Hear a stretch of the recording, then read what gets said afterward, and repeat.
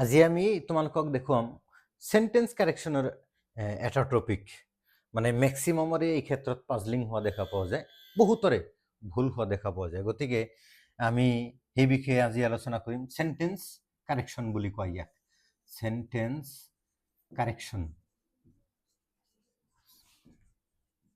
Sentence কাৰেকশ্যনত প্ৰনাউনৰ যি ব্যৱহাৰটো এইটো মেক্সিমামৰে ভুল হয়।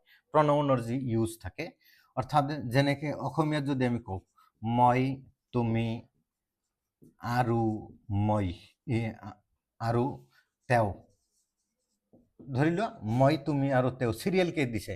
মই ফাৰ্ষ্ট পাৰ্সন, তুমি সেকেন্ড পাৰ্সন, তেওঁ থাৰ্ড পাৰ্সন, অৰ্থাৎ আই, ইউ, এণ্ড, হি। ধৰি লোৱা বজাৰলৈ গৈ আছে, তেন্তে কি হ'ব? আৰ গোয়িং টু মাৰ্কেট, এই ধৰণৰ হ'ব। I, you, and he are going to market, ইয়াত আৰটো কি ব্যৱহাৰ হৈছে? অৰ্থাৎ সাবজেক্টটো থাৰ্ড পাৰ্সন প্লুৰেল নম্বৰ হৈছে। ইয়াত মানুহ তিনিজন, আই, ইউ, এণ্ড হি। যিকি নহওক আমি আজিৰ বিষয়টো আমি আৰৰ বিষয়ে আলোচনা কৰিব অহা নাই, আমি আলোচনা কৰিব ওলাইছো আই, ইউ, এণ্ড হি।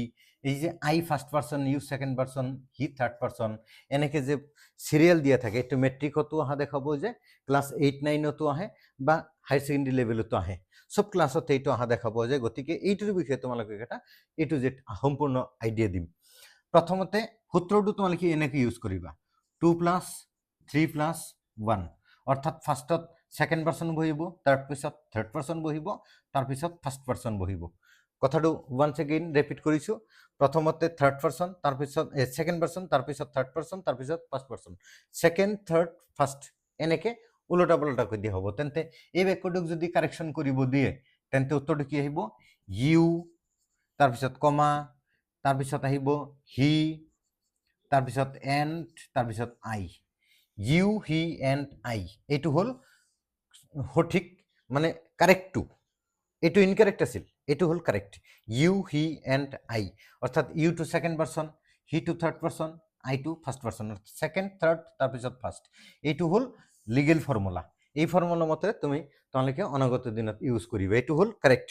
মেক্সিমামৰে এই ক্ষেত্ৰত ভুল হোৱা দেখা পোৱা যায়। যদি এতিয়া প্ৰশ্ন আহিব, যদি ইয়াত থাৰ্ড পাৰ্সন নাথাকে, তেন্তে কেনেকৈ বহিব? তেন্তে 2+1, অৰ্থাৎ সেকেন্ড পাৰ্সন, তাৰপিছত আহিব ফাৰ্ষ্ট পাৰ্সন।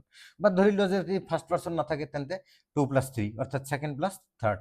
যদি ধৰি লোৱা সেকেন্ড পাৰ্সনেই নাথাকে, তেন্তে উত্তৰটো আহিব থাৰ্ড প্লাস ফাৰ্ষ্ট, এনেকৈ আহিব। অৰ্থাৎ তোমালোকে এতিয়াৰ পৰা এই ফৰ্মুলাটো মনত ৰাখিবা, 2+3+1, অৰ্থাৎ সেকেন্ড পাৰ্সন, তাৰপিছত থাৰ্ড পাৰ্সন, তাৰপিছত ফাৰ্ষ্ট পাৰ্সন। এই ফৰ্মুলা মতে তোমালোকে বাক্যবোৰ গঠন কৰিবা। আশা কৰিছো আজিৰ ক্লাছটো বুজাত আহিছে। যদি কাৰোবাৰ কিবা প্ৰশ্ন থাকে, তেন্তে তোমালোকে আমাক কমেণ্ট বক্সত কমেণ্ট কৰি জনাবা, আৰু ভিডিঅ'খিনি শ্বেয়াৰ কৰি তোমালোকৰ বন্ধু বান্ধৱীৰ লগত তেওঁলোকক জনাই দিবা। অহা ক্লাছত আমি পুনৰ লগ পাম, তাৰ প্ৰতিশ্ৰুতিৰে আজি শেষ কৰিছো। ধন্যবাদ।